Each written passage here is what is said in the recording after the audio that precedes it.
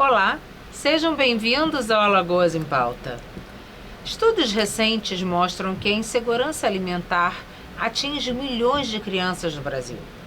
Um estudo do Unicef apontou que em 2023, 28,8 milhões de crianças e adolescentes viviam em situação de pobreza multidimensional, ou seja, falta de acesso à alimentação adequada, que pode levar a problemas de saúde, dificuldades de aprendizagem, atrasos no desenvolvimento cognitivo e físico. Outras pesquisas revelam também que quase 5,5 milhões de crianças de até 4 anos convivem com algum grau de insegurança alimentar no Brasil. Aqui em Maceió, os mais vulneráveis podem contar com o Centro de Recuperação e Educação Nutricional, o CREM, que é uma organização não governamental voltada à assistência em saúde, educação nutricional e qualificação de recursos humanos para o atendimento de crianças com desnutrição e o acompanhamento de suas famílias. Fruto de um projeto de pesquisa coordenado pela nossa entrevistada de hoje, professora e doutora Thelma Toledo. Doutora Thelma, seja muito bem-vinda ao Alagoas em Pauta e obrigada por conversar com a gente. Olá, Dani. Obrigada a você. Que bom. Doutora Thelma, eu queria que a senhora contasse para a gente o grande propósito do CREM, né? Do que se trata o CREM, qual é o grande objetivo dele, o trabalho que vocês realizam lá. O CREM é a unidade funcional da Nutrir. A Nutrir é a nossa ONG, né? É a unidade filantrópica, sem fins lucrativos. É reconhecida pela... como de utilidade pública estadual e municipal, e é OCIP, pelo Ministério da Justiça. Foi fundada em 2001, temos aí 24 anos né, trabalhando com a vulnerabilidade.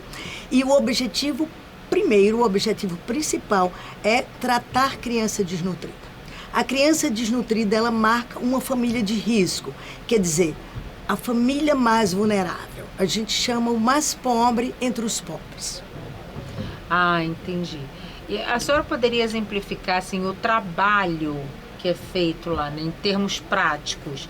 Uma família procura o CREM, é o CREM que procura as famílias, no caso a Nutrir, né, que é a ONG. Como é que funciona isso? É o seguinte, normalmente essas famílias, elas não têm nenhuma filiação, não é, a nenhuma entidade. Então, é preciso fazer busca ativa, que é um trabalho muito delicado.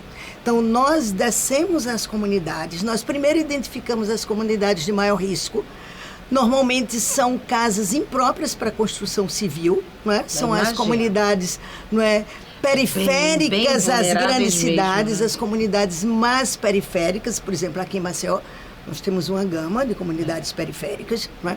Nós descemos essas comunidades, mapeamos as comunidades e fazemos um trabalho de busca ativa. Assim, a gente elege ou o centro de saúde, ou o CRAS, ou a igreja, ou um centro religioso e chamamos as famílias para elas irem nesse local. E aí nós instalamos, não é, um posto, um mini posto, não é? Levamos a nossa equipe e aí nós pesamos e medimos todas as crianças. Normalmente a gente vai de casa em casa, não é? E a gente pede às famílias para ir lá. Explicamos um pouco o trabalho, não é? E pedimos. Com base nesses dados, a gente identifica, não é, onde está a criança com baixo peso, com baixa estatura, não é? E aí a gente vai na casa e faz a identificação da família. E aí nós aplicamos os questionários. Questionários de insegurança alimentar, um questionário de identificação da família, o questionário para ver a condição da moradia, não é? E aí a gente depois convida a família para ir para o CREM. E aí essa família ela vai passar por toda uma equipe de saúde, não é? Desde o nutricionista, o pediatra, a assistente social, o psicólogo, até ela adentrar ao serviço. A ideia é tratar a família, né, doutora Thelma? A gente trata a família, Dani, porque, como você sabe, não é, a pobreza é um problema estrutural. Se a gente não melhora a família, a gente não consegue, não é, recuperar a criança. A gente até, imediatamente, a gente recupera, mas depois volta. E como é a adesão dessas famílias? Eles procuram, eles levam as crianças? Olha, depois que a gente faz todo um trabalho de estrutura com a família, que ela confia, porque normalmente essas famílias, elas não têm rede social. Porque o maior bem de uma pessoa não é só a renda, não é? É a rede social. Uma família muito pobre, ela tem uma rede social muito fraca. No máximo, às vezes, 4 pessoas que ela pode contar. Uma rede de apoio. Uma rede de apoio. Ela não conta com centro, ela não conta com posto, ela não conta com a igreja, ela não tem um compadre, como diz no Nordeste, não é uma comadre. Ela é só. Então, quando ela começa a confiar no centro, quando ela começa a confiar no CREM, aí ela adere completamente. Não é? Nós temos famílias, não é, que depois os filhos que cresceram, não é, e que se empoderaram, não é, e que até trabalham conosco. Nossa, isso é realmente muito interessante, assim, da gente saber, principalmente pela busca ativa, né? E assim, eles são reticentes, reativos, demoram, né? A senhora já disse que eles demoram a confiar, mas depois que confiam, eles confiam, né? Nesses 24 anos de existência do CREM, da Nutrir, quantas pessoas, em média, a senhora já conseguiu tirar crianças, né, da desnutrição severa? Olha, a gente já tratou. Uma coisa é tratar, né? Outra coisa é a gente recupera, a gente tratou mais de 20 mil. Nossa. Não é assim, um N grande. Assim, a criança mais desnutrida, ela precisa ficar no centro. Então, em termos de semi-internato, que passa o dia no centro, que vai de manhã e que sai de noite, a gente tem sempre 100 crianças. Ah, existe essa possibilidade? Sim, Dani, você precisa ir lá conhecer. Eu preciso ir lá mesmo. A gente tem 100 crianças em semi-internato e elas têm uma educação formal. Não é assim, a creche, a pré-escola e o maternal. Então, eles passam o dia no centro. Aí, no outro lado do centro, tem a parte clínica.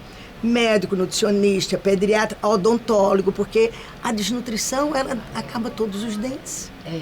Não é? Então, a gente tem esse outro lado. E tem a pré-escola. E aí, a gente tem uma área que a gente empodera as mães.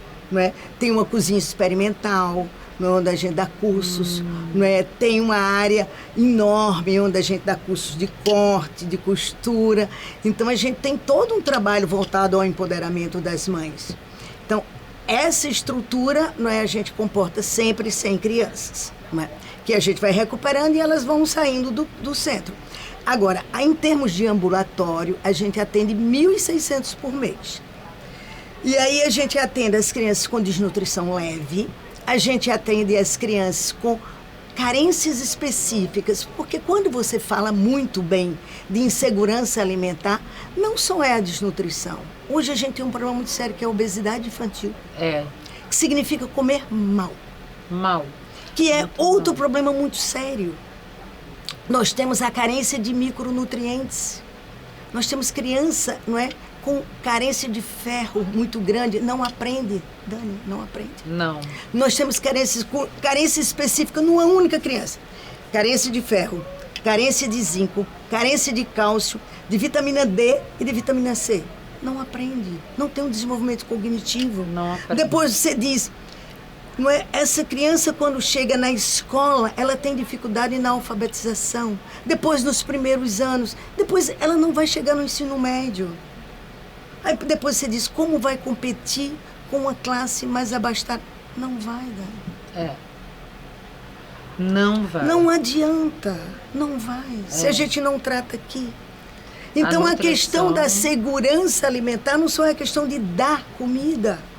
É saber comer. Precisa dar comida, precisa ensinar a comer e precisa tratar nutricionalmente falando. Precisa corrigir os erros alimentares. Isso é uma questão fundamental. E a senhora sabe que muitas vezes, nem sempre a pessoa está em situação de vulnerabilidade social tão grande assim. São pessoas pobres, mas assim, a senhora está falando do pobre entre os mais pobres, né? Agora eu estou falando da pessoa pobre, que não é tão pobre assim, que em tese teria acesso, mas é uma questão de consciência, conscientização de alimentação. Tem acesso à alimentação, conhece, mas opta. É muito... Como mudar isso? Porque eu acho que isso ainda é mais difícil do que não ter. Veja bem, são dois problemas muito graves. Um, não ter, tem que dar. Exato. Porque não ter, você tem que primeiro estar com fome, não tem outro jeito, gente. Como diz o Gil, tá com fome, dá de comer. Tem que dar de comer, tá? Depois desse estágio, que já melhoramos muito, a insegurança alimentar grave, a fome crônica, o Brasil evoluiu muito. Hoje o N é muito menor. Claro. Agora, a insegurança alimentar leve, que é esse melhorar o hábito alimentar, ensinar as pessoas a comer, a gente ainda vai caminhar um pouco, porque são várias nuances, são muitas variáveis, entende? Às vezes é aquilo que você bem coloca, você pode ter até o poder aquisitivo, mas e o paladar? E a questão da sociabilização? Como é que você faz para tirar aquele fofura? Como você faz para tirar o meu prazer? É hipotalâmico, é a área mais nobre do cérebro. Depois que eu começo a comer aquilo que faz cropped, aquilo que faz soft, aquilo que eu misturo, não é? É o alimento mais gorduroso, não é? Com mais, não é, açúcar, com mais gordura, com mais sal, não é? E que dá muito prazer, e que eu também preciso de prazer. E que a fatia do bolo, não é, me dá afeto também. Como é que eu vou dizer que você pode comer, mas o quanto você comer? Como é que eu vou lhe educar nutricionalmente? Dizendo que há substituições. Como fazer para substituir, como educar e como lhe dizer, olha, você vai comer isso, mas vai comer assim. E é importante você também aprender a comer a folhinha, que vai melhorar, não é, o seu suporte de vitamina C, porque você precisa. Como é importante, não é, você tomar leite, porque você precisa para você crescer. Você tem um dentinho aí que você precisa. É complexo. Não é? É muito difícil. E depois você tem o hábito cultural. Não é? Tem aquela família que aprendeu a comer cuscuz nas 3 refeições e ela precisa...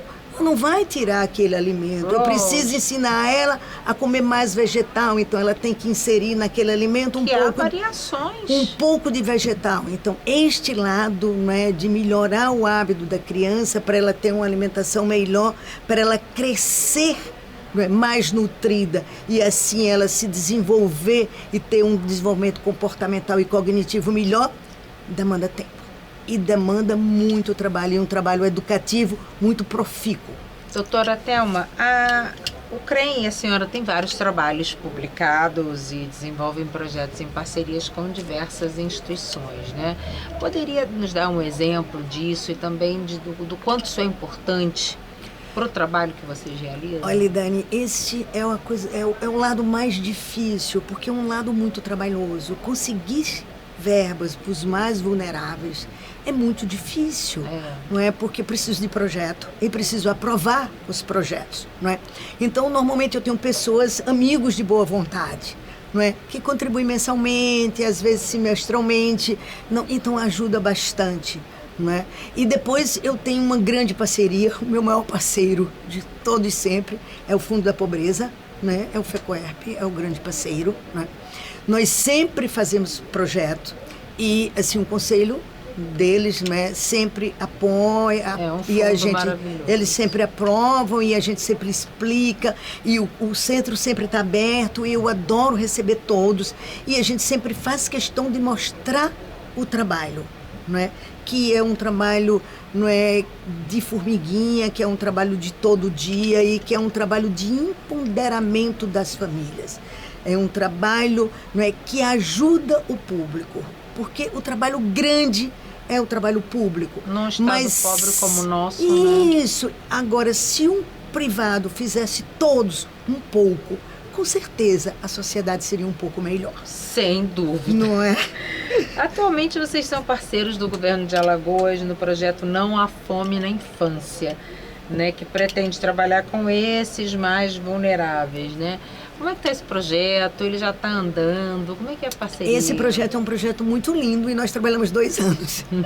Não é? É um projeto dentro do projeto Alagoas Sem Fome, né? Que é um projeto, não é, que tem evoluído, que tem andado bastante. Muito. E é um projeto que pretendemos trabalhar os municípios, né? E colocar dentro do sistema já vigente aquelas famílias mais vulneráveis. Então, vamos trabalhar com dados do CAD Único, que é um banco enorme, não é? E aí, nós montamos um sistema com base, não é, nos dados que existem. Nós não vamos criar dados, porque dados para diagnóstico já tem vários sistemas, inclusive, não é, em sistema já montado aqui, até essa aqui, não é? Vocês têm o Espia? Né? Isso, exatamente. Então a gente já vamos usar vários, não é, dados que existem para chegar, não é, nesse sistema que nós montamos, não é, a Nutri, não é, montou, para a gente diagnosticar quais são as famílias pobres de cada município. E vamos capacitar, não é, uma pessoa de cada município para que o município, o próprio município, ele consiga diagnosticar onde estão os mais vulneráveis. Isso é tão importante. Quando eles souberem onde estão os mais vulneráveis, a ideia é colocar num sistema que existe. Porque, como eu lhe disse, essas famílias, às vezes, eles não vão ao posto, ao centro, as crianças não estão institucionalizadas. Porque um fato hoje é que nós vemos que até tem creche, tem escola, mas que muitas famílias não estão institucionalizadas. E tem esse mapeamento, é muito importante. Então, o que nós vamos fazer? Tentar que os municípios coloquem, né, essas famílias dentro dos sistemas que existem. Por exemplo, essas famílias, as crianças estão vacinadas? Essas famílias, as crianças estão institucionalizadas, e nós vamos ver essas famílias, como estão essas famílias laboratalmente. As mulheres estão trabalhando? Elas já trabalharam? Qual é a vocação desse município para colocar essas pessoas para fazer algum trabalho? A gente precisa empoderar o cidadão. Sem dúvida alguma. Doutora Thelma, a cidade de Campinas, em São Paulo, criou o cartão Nutri. A senhora conhece o cartão Nutri? Não conheço. É um projeto muito bacana que conversa muito com o que a senhora trouxe aqui na entrevista para a gente. Tudo. Eu acho que é muito importante, de repente, colocar no radar de vocês, criar um cartão. Depois eu comento melhor sobre isso. Fazer com que as pessoas sejam mapeadas a partir do momento desse mapeamento, e elas tenham o cartão que dá acesso a ela todo esse tratamento nutricional, que não é uma distribuição de comida, de cesta básica, mas sim é um cartão em que as pessoas têm acesso a um tratamento nutricional. Nós vamos adorar conhecer, realmente, já vou pedir para meus alunos, tem muito aluno, pedir para ver como é, mas nós fazemos, não com cartão, mas no CREM, quando eu lhe disse, um trabalho ambulatorial é esse trabalho, né, de ensinar. E pretendemos nesse trabalho dos municípios, com essas famílias, ensinar, as crianças a se alimentarem melhor. E agora, com essa informação sua, vamos ver, o que, Campinas, a cidade de Campinas, já pode nos oferecer. Lógico, a gente sempre faz benchmarking, com certeza. E todo dia nós estamos aprendendo. E que já existe, a gente aprende ainda mais. Não é? E fazer benchmark, trazer as coisas boas. Isso, com aqui para certeza. Alagoas. Doutora Thelma, quero parabenizá-la pelo trabalho.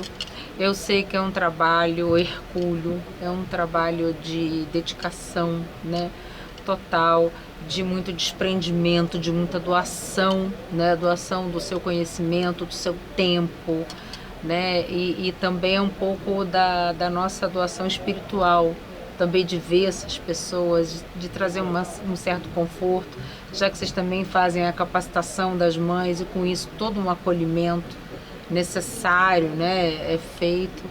E aí eu queria parabenizá-la e pedir para que a senhora nunca desista desse projeto, esteja sempre à frente dele e angariem outras pessoas, outros nutrólogos, outros nutricionistas para fazer parte, porque a gente tem que olhar para o próximo, né? As crianças são o nosso futuro, então elas precisam estar bem alimentadas, bem nutridas, para que a gente tenha cabeças pensantes, né, e consigam fazer aí o futuro do nosso país. Muito obrigada e parabéns novamente. Eu que agradeço mais uma vez, me agradeço o espaço, né, concedido aqui e lhe convido, né, para conhecer o CREM. Eu vou. Com certeza você vai gostar. Não muito tenho obrigada. Dúvida, não tenho dúvida. E agradeço a você também, nosso telespectador assíduo do Alagoas em Pauta, pela sua audiência e até o próximo Alagoas em Pauta.